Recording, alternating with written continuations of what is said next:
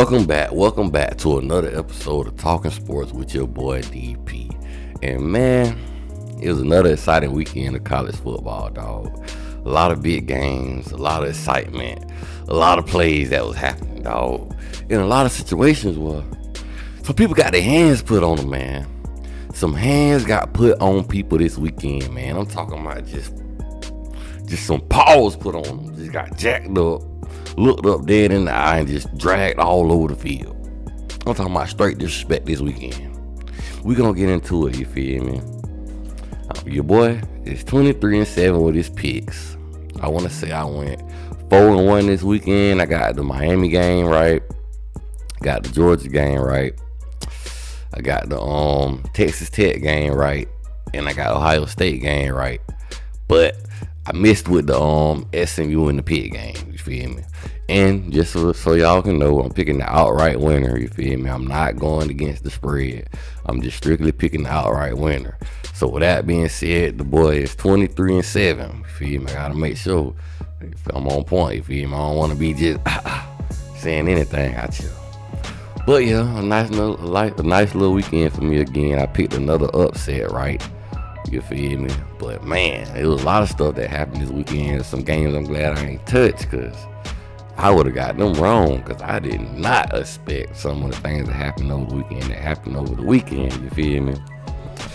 But also, some situations played a big part in how some of these conference game matchups are going to look later on down the road also, depending on how these last few games play out for the rest of the season, you feel me? So we gonna see. But we're gonna go ahead and get into this first game, man, that happened down in old Jacksonville, Florida, aka the Zoo, aka the Banger, for y'all Floridians that know about that. But the Florida Gators go down 20-34 to the Georgia Bulldogs, man. And what I will say about this, Florida came out here and put up a fight, man. It's a lot that I seen with Florida that I like, to be honest with you. The defense showed a lot of heart and a lot of grit, man. And what I'm also going to say, Carson Beck, this is another game where he has struggled, man. He has some of that TVD syndrome, and I don't know what's going on with him. Carson Beck this game was 25 of 40, 309 passing yards, 2 touchdowns, 3 INTs. He started to get it together a little bit, but it still was shaky play, man. They cannot come out here next week and think he's going to be able to play like that and they're going to win this game, because I guarantee you're not going to get as lucky as you did with Florida, because DJ Ladway was looking pretty good out there, if we're being honest. DJ Ladway had them Florida Gators out there playing hard and motivated, and they was ready to go. And he was looking good before he went out, I think, with a hamstring injury. He was 2 of 6, 47 yards, 7.8 yards pass, and 1 passing touchdown. But what I will say, the third stringer, the quarterback from Yale, the transfer from Yale, Aiden Warner, he was 7 of 22, 66 passing yards, and 1 INT.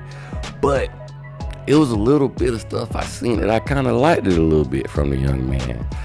So I think with a week of preparation and with a chance with him to play and get some reps with the first string offense for a whole week, Billy Napier can be able to scheme up some stuff for the young man and make him look better out there. Give Florida Gators a nice chance for him next week when they go against Texas. Let me get a little water break.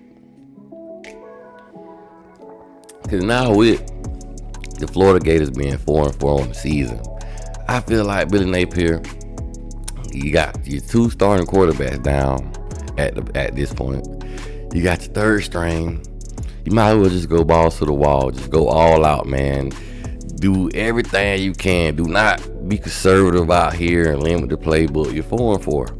Just go all out, man. Your defense is able to play a little bit. You had the number 2 team in the nation on the ropes. You played 4 quarters of football with these guys. A critical mistake late in the game, that late interception by Warner, put y'all in a tough situation. But other than that, the running game was looking nice. You had my boy Jacoby Jackson out there with 12 carries, 74 yards, 1 touchdown, 6.2 yards a carry. And Jaden Baugh, freshman, with 17 carries, 64 yards. Now, Florida Gators, they looked pretty decent this game. You feel me? They probably surprised a lot of people. So I wouldn't underestimate him. And if I'm Billy Napier, I'm just going all out. I'm scheming up all kind of plays to make something big happen, to get some explosiveness going on in this playbook. And I don't care that you got your third string. You got to roll with him. So put trust in him and let him work. Find stuff that you know he feel comfortable doing, and find stuff that you can see him doing in practice that he complete at a high level in practice. Let him get after it. You feel me? Don't be scared to pull the trigger with Aiden Warner. Let him go. He played some college ball at Yale, so hey, this is a big step up in the SEC. But regardless, you're gonna have to give it all you got. But Aiden Mizell, you feel me, wide receiver from Florida Gators. He had 4 receptions, 66 yards, and a big touchdown catch, the long touchdown catch, 16.5 yards a catch. On the day, Florida Gators had 13 first downs. They was 3 of 16 on third downs, 2 of 4 on fourth downs, 228 total yards on the day. And honestly, they really couldn't move the ball as much once DJ Ladway got out, and that's simply because, you feel me, the third string quarterback is not getting many reps with the first string offense, or probably none. So you really didn't have a really much of a game plan to go with when you had Warner out there. But take these weeks of practice and scheme some stuff up. You're gonna have to scheme some stuff up to try to take advantage of Texas, because I feel like y'all can play some good defense in that game to have Quentin Ewers rattled a little bit. So y'all got a chance in that one. I ain't gonna just doubt y'all, but we shall see, man. And also, Florida on the day had 115 rushing yards and 113 passing. Defense came away with 2 sacks, 4 tackles for loss, and 3 INTs on the day. Now, what I will say, in this game, Trevor Etienne, I think he went down early. He had 7 carries, 31 yards, and 4.4 yards a carry. But Nate Frazier, he took over the load, you feel me? He handled the business. He did what he was supposed to do. Nate Frazier ended the day with 19 carries, 82 yards, 1 touchdown, and 4.3 yards a carry. Now, I would like to see this Georgia offense be more explosive, but it's hard to say that when I think Carson Beck is really missing that security blanket. Like I've been saying in prior videos, like he really needs someone like Brock Bowers or just elite wide receiver to, him being comfortable throwing the ball. But sometimes I see Carson Beck also forcing a lot of throws, and that's what gets him in these situations where he's throwing picks. Coming into this game, I want to say he threw 11 picks in 5 games. This is uncharacteristic of him. He literally threw his way out of the first round this year, so he might have to come back again next year if Kirby Smart willing to ride with him next year. Kirby Smart type of coach, he gonna bring in that competition. And competition, you feel me, bring the best out of everybody. But on the day, Georgia had 25 first downs, 4 of 11 on third downs, and 455 total yards of offense, 309 passing, 146 rushing. And defense came away with 2 sacks, 6 tackles for loss, 1 forced fumble, and 1 INT on the day. But next week, Georgia play Ole Miss. Carson Beck, you come out there and you give Ole Miss extra possessions and extra opportunities to score a touchdown, you best believe they got the weapons and the dudes to take care of business and do it. So you come out there playing with Ole Miss next weekend, you might just get beat because they out here putting 63 points on Arkansas. And I like Arkansas defense a little bit. I actually thought Arkansas was going to pull that one out. But Ole Miss say, oh, no, dog. It ain't over with for us yet. But with that being said, let me get to this next game real quick. Next game up, we got Texas Tech Red Raiders versus Iowa State Cyclones.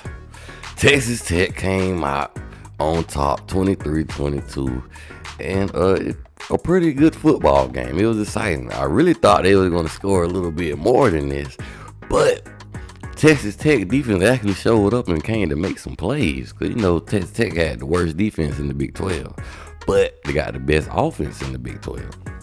But Iowa State get their first loss on the year. Benhard Morton coming in, finishing the game with 21 for 40, 237 passing yards, 2 touchdowns, and 2 INTs. But really the superhero of the day, well, 2 guys really the superhero of the day. Taj Brooks, running back for Texas Tech, 25 carries, 122 rushing yards, and a game-winning touchdown run, and 4.9 yards a carry. But I gotta show love to Cam Ward homeboy Josh Kelly, because he was balling this game also. The man was getting busy. 8 receptions, 127 receiving yards, 2 receiving touchdowns, and 15.9 yards per catch. Listen, man, this was a hard-fought battle, and it could have went anyway. I was surprised that Texas Tech was able to come up with some turnovers. Like I said, they had a chance to do. But I know they had a lot of guys out with injuries. But Texas Tech came through. They fought hard, and they pulled off the victory. Texas Tech had 21 first downs this game, 6 of 15 on third downs, and 1 for 2 on fourth down. 366 total yards of offense, 237 passing yards, 129 rushing. 10 penalties on the day for 84 yards. That really, really hurt him, man. A lot of times on that last drive, I put him in bad situations. Excuse me. Even though they end up converting that fourth down on 4th and 7. Beautiful drive, beautiful play. And the defense came away with 2 sacks, 6 tackles for loss, 1 INT, and 1 forced fumble, man. So, Rocco Beck, what I will say, man, Iowa State, I was going to say Ohio State for some reason. Iowa State, they really didn't play. Offense really didn't have a bad game, but the turnovers really killed them. It really showed to be costly in this game. Rocco Beck was 23 of 39, 299 passing yards, 2 touchdowns, 1 INT. Balsamo III, running back for Iowa State, 13 carries, 74 yards, 5.7 yards a carry. But the man with the plan was Jaden Higgins, man. He had 10 receptions on the day, 140 receiving yards, 1 receiving touchdown, and 14.0 yards a catch. Well, really 14 yards a catch if you want to be frank. But Iowa State offense, 23 first downs on the day, 5 of 16 on third downs, 1 for 2 on fourth downs. Finished the day with 432 total yards on the day, 299 passing, 133 rushing yards. Defense came away with 3 sacks, 5 tackles for loss, and 2 INTs. Well, I will say the defense for Iowa State really did step up in a lot of big situations. The defense tried to limit Taj Brooks as much as they could have, but in the end, Taj Brooks just found some open lanes and made some big gains, and then took to the house for the win. But they really, for the most part, kept the Red Raiders passing game in check, because they really got an explosive passing offense, but couldn't get it done, man. Iowa State couldn't finish the job. When Iowa State was getting opportunities to, push the score further, they couldn't take advantage of it. But what I will say, Iowa State next game is Kansas, and I can see a win in that one. Kansas has been struggling this year, but Iowa State cannot take Kansas offense lightly either. And the next game up for Texas Tech is Colorado. Now, from what I've seen from Texas Tech in this game, they're going to have some trouble defending that Colorado offense. The Colorado offense is very, very explosive, and I have to give them boys credit for that. And I have to give credit for Coach Prime for finally out there running that thing also and mixing it up with the passing attack. That offense is a weapon out there. Now, how the defense is going to look against this Texas Tech offense, that is to be seen also. Now, that one may be a high-scoring thriller, if we're going to be honest, man. But next game up, let's talk about this defensive battle that happened in Beaver Stadium. Penn State versus Ohio State. Penn State go down 13-20, man. I picked Ohio State to win this game, dog. And the reason I picked Ohio State to win this game really was the factor of this game. Ohio State just had too many weapons. You feel me? And Penn State weapons couldn't perform what they needed to perform at. You got your running back, your leading receiver, and your tight end and your quarterback, the leading rushers of your team on the day, which I don't understand what kind of offensive game plan that was which, let me stop myself first. Because Tyler Warren, you can do a lot with that young man. That is a hell of a tight end. Mind you, he was one of the leading rushers. He had 3 carries, 47 yards, 15.7 yards a carry. So one of them plays was a really big run. Excuse me. But for the most part, they really couldn't get the running game going that much. Drew Aller had 10 carries, 31 yards, and he couldn't get Nicholas Singleton involved in the running game like they wanted to, or like they should have. He only had 6 carries on the day, 15 yards, 2.5 yards a carry. They got him involved with the passing, but Penn State, you got to get more out of your wide receiver group. You guys recruited them to come there to catch footballs and score touchdowns, and they ain't doing neither. You got your running back out here leading in receiving, and you got your quarterback out here leading in rushing. And it was only, well, I ain't gonna say he was leading in rushing. The tight end was leading in rushing. Was also crazy.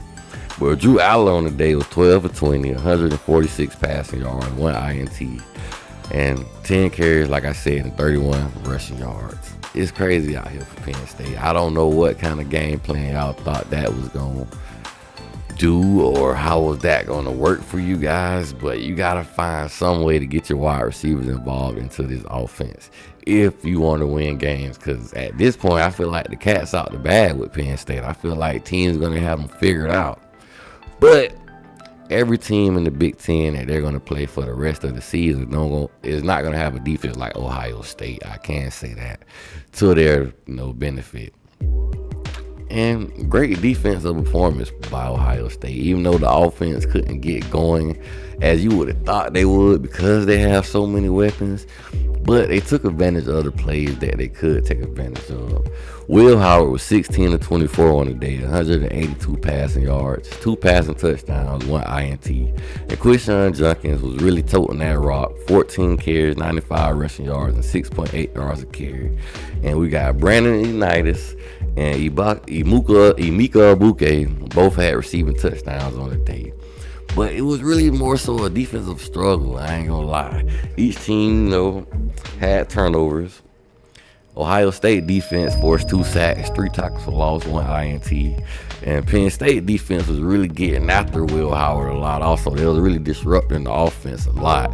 I seen the starters being really missed in the Ohio State offensive line. You feel me? That youngster that was out there with his first start, he was getting dead all kind of ways by the Penn State defensive line. And they was really disrupting things. I'm surprised that Quishon Junkins and Travion Henderson was able to manage to get the yards that they was able to get, how they were disrupting the offensive line. But Penn State defense had 3 sacks on the day, 6 tackles for loss, 1 INT, and 1 fumble recovery. Next game for Penn State will be Washington. I feel like that's gonna be a interesting game. But like we all say, James Franklin usually beat the team he's supposed to beat. And on paper, he's supposed to beat Washington. The next game for Ohio State is Purdue, and I feel like that would be a game where Ohio State able to wake up their offense, get a rhythm back going, and get some reps under the starters that y'all got on the offensive line now until y'all get y'all true starters back. Because right now, I don't know, man, that Ohio State offense looking kind of shaky, man, right now. If y'all play some of the bigger upper echelon talent like Ohio State, not Ohio State, y'all are Ohio State, but like a Texas, like a Miami, like a Oregon, and so on and so forth, y'all might have some trouble if y'all can't compete. Y'all got the weapons to do it. But the offensive line, I seems to be hurting y'all more than I thought it would have. Just for the simple fact that y'all got all these explosive players. But moving on to the last game I'm talking about. The game I didn't get right. I didn't pick right. The game where SMU said we finna go put our paws on somebody because they got us messed up. DP, you got us messed up. I thought Pittsburgh defense was gonna go out here and do something. So we got Pittsburgh, SMU. Feel me? Just throw that out there. Go ahead and say it. SMU smacked Pittsburgh 48-25. I'm thinking Pittsburgh defense is gonna come out here and put up a fight, slow down this SMU offense, handle them, put them under control. I thought Pittsburgh would have been the bigger, more aggressive team and dominating team. But that was not the story, ladies and gentlemen. SMU came out here doing what it do, balling and dominating and taking control over this game from start to finish. Them boys was up 28-3 at halftime. They ain't waste no time. Ain't no half-stepping. No half-stepping from SMU. I'm trying to tell you, them boys are competing. They playing at a high level.